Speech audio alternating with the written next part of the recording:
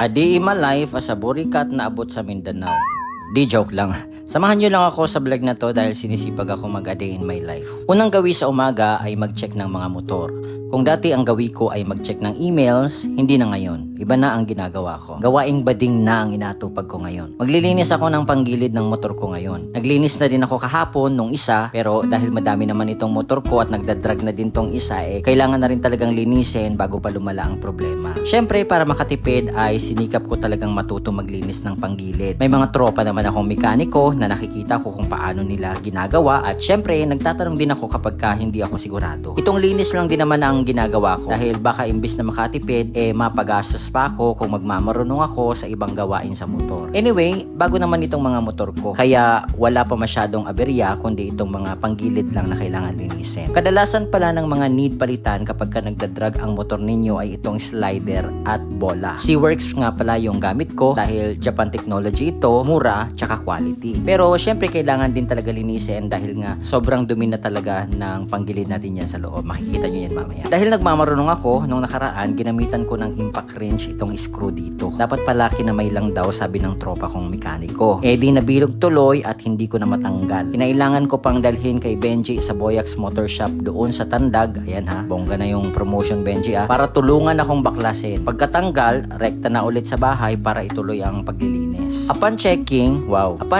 okay pa naman yung bola. SeaWorks din ito, nilagay ko nakaraan kaya matibay talaga kaya di ko na muna papalitan. Yung slider na lang muna kasi maluwag na talaga. Kita nyo naman yung dumi, diba? So, ginamitan ko lang ng gasolina. Tapos, yung last ay itong Marsh Brake and Parts Cleaner. Ayos din itong pangtanggal ng dumi. Hindi ganun katapang yung amoy. Di kagaya ng isang brand na pag ikaw naglilinis, mas okay talaga kasi napupulido. Sa mga shop kasi, madalian lang. Kaya mas okay talaga na matuto ka ng ganito. Basta tama yung mga tools mo, madali lang naman siyang gawin. Pagkakabit ay, syempre, tinesting ko lang muna. Baka mamaya pabaliktad yung andar. Imbis na pag ganun, biglang pa ganyan. Pero okay naman pala, kaya fights na yan. Sinara ko na lang din ng tuluyan para makamove on na tayo at ubos na yung memory. Habol ko na rin to na video na Ito yung dumi na nalinis. Syempre dahil bida-bida ako sa vlog na to, magkakarwash pa ako. Kunyari, di pa ako pagod at saka masipag ako. Yung gamit ko pala dyan sa sprayer, ilalagay ko na lang dyan sa section comment kung gusto nyo bumili. Yung sabon din, ilalagay ko na lang din sa baba. Mura lang yan at mabula, isang takip lang, kaya na sabunin lahat. Hirap kumita ng pera lahat na lang talaga. At pagkatapos kong i-carwash yung isa naman. Oo, same yan ang kulay pero ibang motor yan. Madami akong motor, mayaman ako, ST mayabang. Kunwari, in-spray ko lang yan para mas magmukha akong masipag. Pero skip na lang natin yung pagsasabon ko kasi ubos na yung memory. Napagod ako at nagutom. Mabuti na lang may ginataang munggo na may gulay at pritong yellowfin tuna na mahal presko pero afford namin dahil mayabang ako. Kumain ako ng mabuti dahil mukhang gagamitin na naman ako ng husto nito mamaya. Para mas magmukha pa akong masipag, ilalabas ko tong mga panggatong para paarawan. Wala naman talagang paggagamitan yan. Bida-bida lang talaga ako. Di joke lang. Tawa kayo. Mamaya kasi may lulutuin ako. Antayin nyo na lang. Tapos kunyari, may nag-rent ng motor at ilalagay ko sa system namin yung details. Ang sipag ko talaga, grabe all around. May nag-book talaga niyan. Yung motor na nilinis ko kanina, ang panggilid, ang naibigan nila. Huy! Ikaw na nagsulat niyan, di mo pa mabasa. Naghanap pa ako ng gagawin kasi nga masipag ako. Kaso wala na, naubos na. Kaya nagpahinga na lang ako. Dito sa Duyan, nagpahangin na lang ako. Dito kami madalas tumambay kasi kita nyo naman diba, kailangan ko pa bang i-explain? Huy, hindi na marunong magbasa.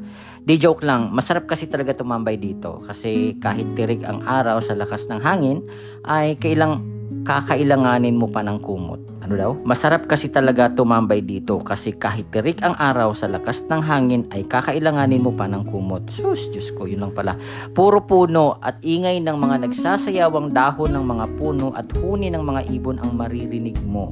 May naghaharutan pang magjowa na ibon. O slow down ko ha, slow motion ko ha para makita nyo, tingnan nyo. Ayan, naghahabulan sila, diba?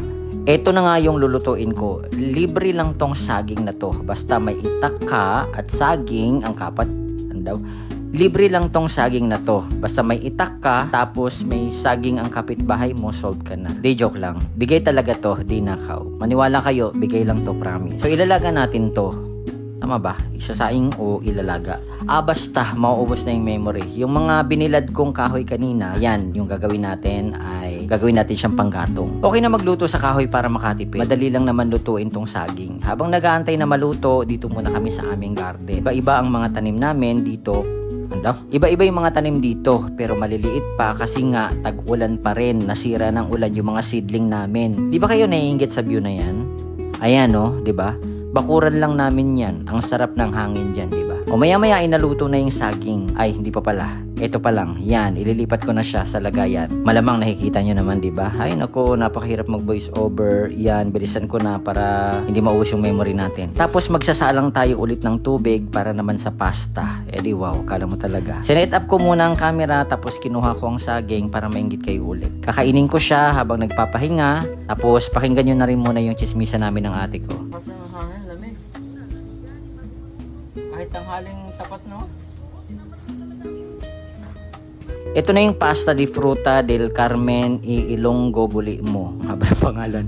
Charot lang, gagawa talaga ako ng macaroni salad. Pampahaba lang yun ng voice over. Tapos, inugasan ko na yung pasta. Alam nga naman anong gagawin. Tapos, ito na yung salad na ginawa na namin. Dinner na raw ito kasama na yung tirang saging kanina. Kasi sa pagmamayabang namin, di na kami nakabili ng ulam. Napunta na sa ingredients ng pasta na ito. O sige na, naubos na ang memory bukas ulit.